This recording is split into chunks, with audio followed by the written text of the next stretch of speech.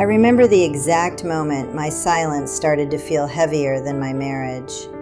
It wasn't a loud moment, no shouting, no breaking dishes, just the quiet hum of the refrigerator, and me standing there, holding a cup of cold coffee I had forgotten to drink. I had been quiet for years by then, so quiet that even I had stopped hearing my own voice. My name is Linda. I'm 67 now, and if you met me at church or the grocery store, you would probably say, "She seems peaceful." But peace and silence, they are not the same thing. I learned that the hard way. When I married Tom, I was 24 years old, full of hope, full of words. Oh, I used to talk so much back then, about dreams, about the future, about how we would grow old together and laugh about everything we survived. Tom wasn't a big talker, but I didn't mind. He would smile, nod, maybe say a few words. I told myself, that's just who he is. And in the beginning, it felt enough. We built a life like most couples do. Small house, tight budget, 2 children, busy mornings, tired nights. There were sweet moments too, like the time he brought me flowers after our first big argument, or the night we stayed up assembling our son's crib, laughing because we couldn't follow the instructions. Those moments, they mattered. They kept me believing. But slowly, something began to change. Not suddenly, not in a way you can point to. It was more like fading. The first time I remember swallowing my words was over something small. I had spent the whole day cooking. It was our anniversary, 15 years. I made his favorite meal, even baked a cake from scratch. He came home late, didn't say happy anniversary, didn't notice the candles, didn't even sit down right away. He just walked past me and said, "I'm tired, I'll eat later." I stood there, holding the knife I used to cut the cake. I wanted to say something. I wanted to say, "Tom, this matters to me. I matter to me." But instead, I said, "Okay." And that was it. A small moment. But something inside me shifted. Maybe you felt that too. That tiny crack that no one else sees. After that, it became easier to stay quiet. When he forgot things, I stayed quiet. When he dismissed my opinions, I stayed quiet. When he chose work over family dinners, I stayed quiet. It wasn't that I had nothing to say. It was that I stopped believing it would make a difference. And over time, silence becomes a habit, a dangerous one. There was a night I still think about often. The kids were teenagers by then. The house wasn't as loud anymore. We sat at the dinner table, 4 plates, 4 people, but it felt like 4 separate worlds. Our daughter tried to tell a story about school. Tom interrupted her halfway, corrected her tone, then went back to eating like nothing happened. She went quiet, just like me. I saw it happen, right in front of my eyes, and something inside me broke a little, because silence, it spreads. It becomes the language of the whole house. I started noticing things I had ignored for years. How he never asked how my day was. How he made decisions without including me. How I had slowly disappeared from my own life. I wasn't angry, not at first, just empty, like I was watching my own life from the outside. One afternoon, I found an old photo album. It was tucked away in the closet. Pictures of us when we were young. We looked so alive, so connected. There was one photo where I was laughing, my head thrown back, and Tom was looking at me like I was the only person in the world. I stared at that picture for a long time, and I asked myself something I had been avoiding for years. When did I stop being that woman? I didn't have an answer, only a feeling. A quiet, aching realization that I had slowly given pieces of myself away without even noticing. The truth is, I thought staying quiet was keeping the peace. I thought I was being a good wife, a patient wife, a strong wife. But I wasn't. I was disappearing, and no one, not even Tom, noticed, because I never showed them what I was losing. There's something about long marriages people don't talk about enough. It's not always the big fights that break you. Sometimes it's the things you never say, the words you swallow, the feelings you hide, the needs you convince yourself don't matter. They don't disappear. They sit inside you. They grow. Years passed like that. Quiet dinners, short conversations, long stretches of emotional distance. We weren't fighting, but we weren't connected either. We were just existing, side by side, but miles apart. Then one evening, something happened. It wasn't dramatic, no yelling, no tears, just a simple moment. Tom was sitting in his chair watching television. I was in the kitchen, again, always the kitchen. I looked at him, really looked at him, and for the first time in years, I didn't feel love. I felt tired, deep, bone-level tired. And a thought came into my mind so clearly it almost scared me. I can't do this anymore. That thought didn't come with anger. It came with clarity, and that's when I knew my heart had reached its limit. I didn't say anything that night. That's the strange thing about big realizations. They don't always come with big actions.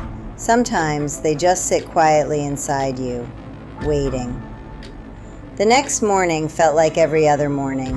I woke up before Tom, made coffee, stood by the window while the sun slowly came up. But something inside me had changed. Not loudly, not in a way anyone else could see, but I could feel it, like a door had opened somewhere deep inside me, and I couldn't close it again. Tom walked into the kitchen. "Morning," he said, not looking at me. "Morning," I replied. Same words, same tone, but this time they felt different. Because for the first time in years, I was listening to myself. He poured his coffee, sat down, opened the newspaper. That used to be normal, comfortable even. But that morning, it felt like distance, like we were strangers sharing a table. I watched him for a moment, and a question formed in my mind. Does he even know me anymore? And then another one, harder to face. Did he ever? That thought stayed with me all day, while I folded laundry, while I washed dishes, while I walked past rooms filled with memories. I started seeing everything differently, not as a wife going through her routine, but as a woman looking at her life from the outside. That afternoon, I did something small, something that might not sound important, but for me, it was the beginning. I sat down in the living room instead of going straight to the kitchen. I didn't cook right away. I just sat, quiet, still, present. It felt uncomfortable, almost wrong, like I was breaking a rule I had followed for decades. But I stayed there, listening to the clock tick, feeling my own heartbeat. And for the first time in a long time, I asked myself, what do I want right now? I didn't have an answer, and that scared me more than anything, because it meant I had stopped asking that question a long time ago. Tom came home later than usual. He walked in, loosened his tie, and glanced toward the kitchen. No dinner. He paused, looked confused. Then he looked at me, sitting there, doing nothing. "What's going on?" he asked. His voice wasn't angry, just surprised. I felt my chest tighten. This was a moment, a small one, but important. I could feel the old habit rising inside me, the urge to stand up quickly, apologize, explain, fix everything, to return to silence. But I didn't move. "I didn't feel like cooking today," I said. My voice was calm, soft, but steady. He stared at me for a second, like he didn't quite understand what he was hearing. "You okay?" he asked. That question, it should have meant something, but it didn't, because it came after years of not asking. "I don't know," I replied, and that was the truth. He shrugged slightly. "All right," he said, "I'll just grab something later." And just like that, he walked away, turned on the television, sat in his chair like nothing had happened. And in that moment, I felt two things at the same time: relief and heartbreak. Relief because I had finally said something honest. Heartbreak because it didn't seem to matter. Maybe you've felt that too, that moment when you finally speak and the world doesn't change. That night, I went to bed early. I didn't wait for him, didn't ask if he was coming. I just chose myself for the first time in years. But choosing yourself after years of silence, it doesn't feel strong at first. It feels lonely. I lay in bed staring at the ceiling. Memories started coming back. Not the happy ones, the quiet ones, the ones I had pushed away. The times I wanted to share something and didn't. The times I felt hurt and smiled instead. The times I needed comfort and told myself I was fine. Tears rolled down my face. Not loud, not dramatic, just quiet, like everything else in my life had been. I realized something that night, something painful. I wasn't just quiet with Tom, I had been quiet with myself. For years. I ignored my own feelings, told myself they weren't important, that they would pass, that this is just what marriage becomes. But they didn't pass, they stayed, and they grew. The next few days were different, not better, not worse, just aware. I started noticing how often I held back, even in small ways, like when he interrupted me, or when he dismissed something I said, or when he didn't respond at all. Before, I would let it go instantly. Now, I felt it, every time. And the more I felt it, the harder it became to ignore. One evening, we sat at the table again, just the two of us. The kids were gone by then. The house felt bigger, but emptier. I tried to start a conversation. "Do you remember that trip we took to Colorado?" I asked. He kept eating. "Yeah," he said shortly. I waited, hoping he would say more, add something, anything. But he didn't. And suddenly, I felt that old silence creeping back in, that familiar urge to just stop trying. But this time, something inside me pushed back. "It meant a lot to me," I said. He looked up briefly. "Okay," he replied, and went back to his plate. That was it, and something inside me shifted again. Not like before, not like a quiet crack. This felt heavier, more final, because I realized something I had been avoiding. It wasn't just that I had been silent. It was that even when I spoke, he wasn't really there to hear me. And that kind of loneliness, it's different. It doesn't come from being alone. It comes from being unseen. That night, I sat in the living room long after he went to bed. The house was completely still, and for the first time, I let myself think the thought I had been afraid of. Is this all my life is going to be? No anger, no blame, just a quiet question, echoing in an even quieter room. And deep down, I already knew the answer. The next morning, I didn't rush out of bed. That alone was new. For years, I had lived like a clock. Wake up, move, do, serve, repeat. But that morning, I just lay there, listening to the silence, to my breathing, to something inside me that had finally started speaking again. Tom had already left the house. No note, no message, just an empty space beside me where he used to sleep. I stared at that space for a long time, not with sadness, but with clarity, because it looked exactly like what our marriage had become, present but empty. I got up slowly and walked through the house. Every room held a memory. The kitchen where I had spent years cooking meals no one really noticed. The dining table where conversations slowly disappeared. The living room where we sat together, but never truly together. I stopped in front of a mirror. I don't know why. Maybe I needed to see something real. I looked at my face, older now, lines around my eyes, softness where there used to be firmness. But what caught my attention wasn't age. It was something else. I looked tired. Not just physically, emotionally, like someone who had been holding her breath for years. And right there, in that quiet moment, I said something out loud, something I had never said before. I miss myself. The words felt strange, but true, so painfully true. Maybe you felt that too. Not missing another person, but missing who you used to be. That day, I didn't clean, I didn't cook, I didn't follow my usual routine. Instead, I sat down with a notebook, a simple one, nothing special. And I wrote one question at the top of the page. Where did I disappear? At first, nothing came, just a blank page and a heavy feeling in my chest. But then, slowly, memories started to come back. I wrote about the anniversary he forgot.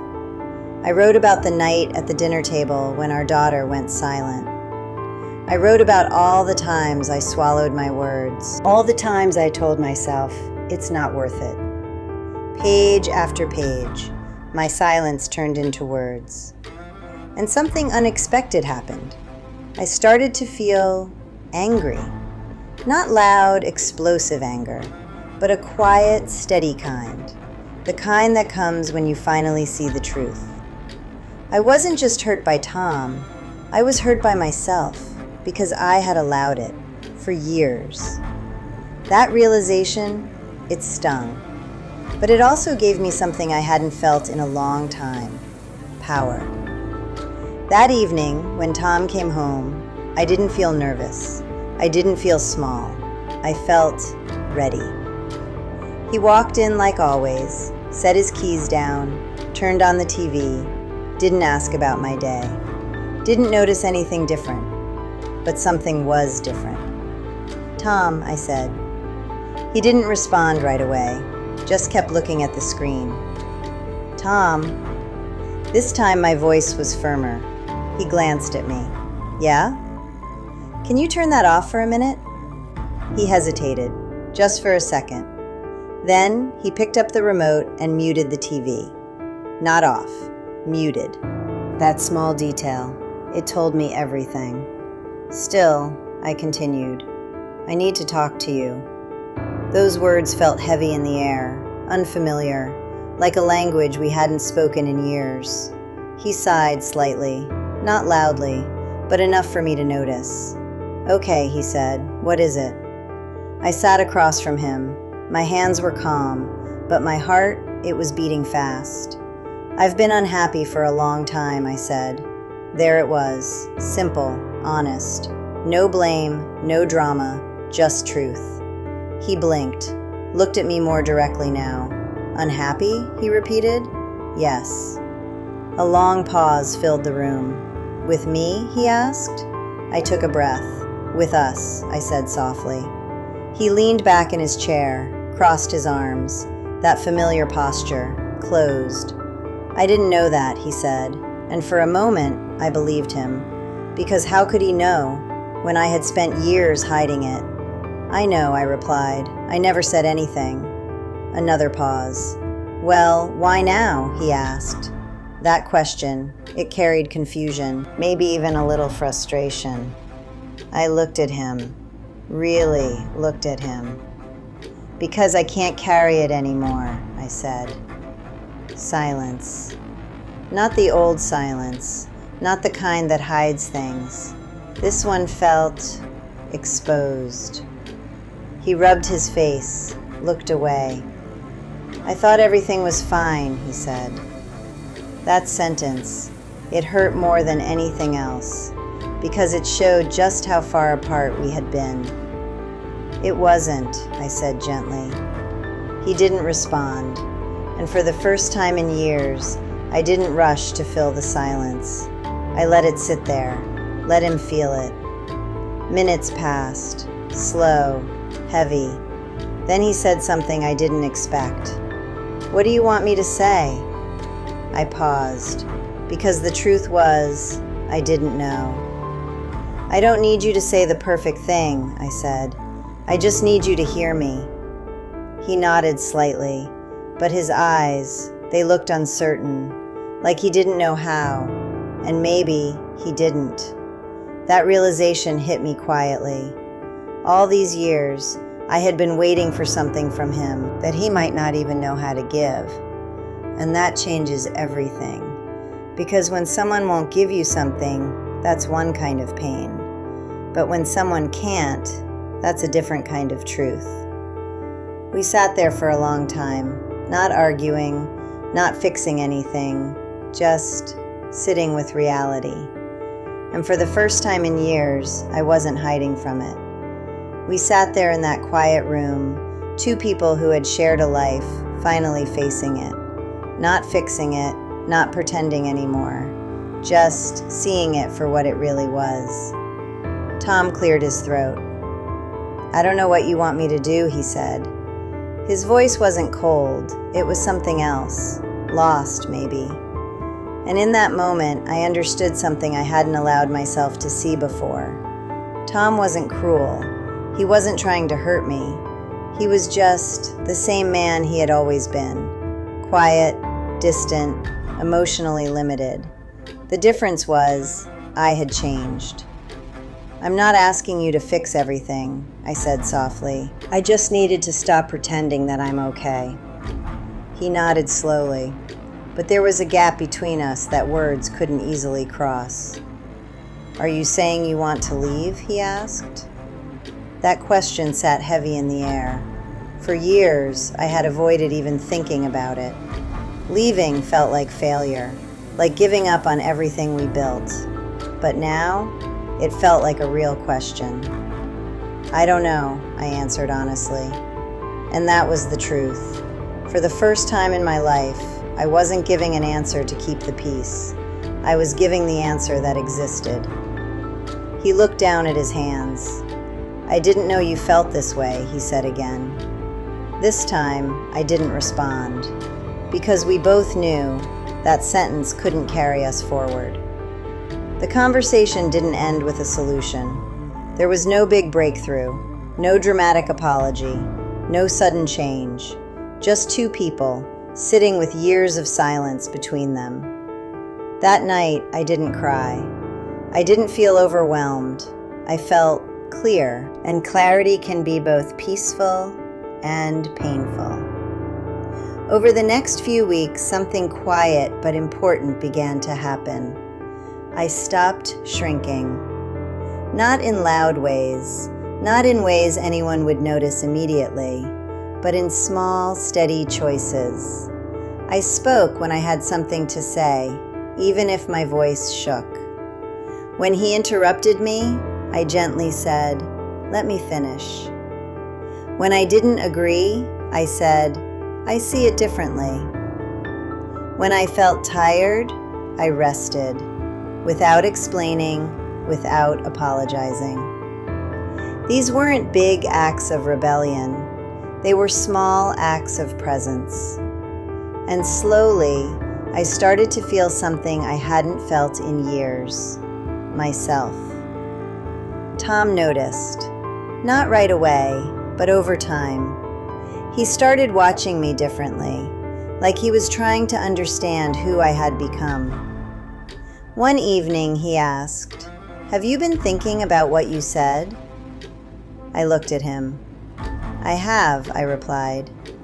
He nodded. "Me too." That surprised me. "About what?" I asked.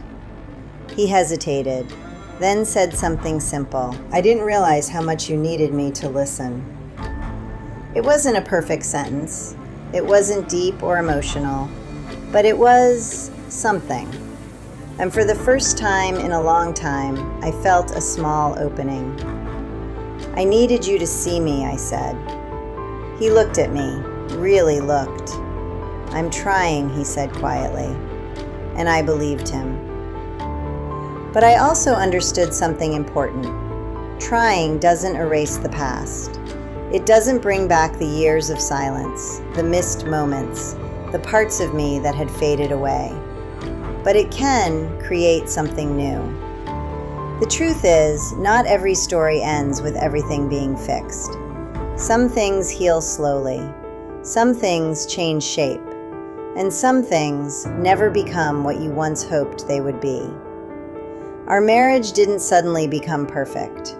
We still had quiet dinners, still had moments where words didn't come easily. But something had shifted, not just in him, but in me. I was no longer invisible in my own life, and that changed everything. Months later, I found that same old photo again, the one where I was laughing, and he was looking at me like I mattered. I held it in my hands for a long time, and I realized something that brought both tears and peace. That woman in the photo, she wasn't gone. She had just been quiet for a very long time, and now she was finally speaking again. Maybe not loudly, maybe not perfectly, but honestly. If you've been quiet for years, if you've told yourself it's easier not to speak, if you've slowly disappeared in your own life, I want to tell you something gently. Your voice still exists.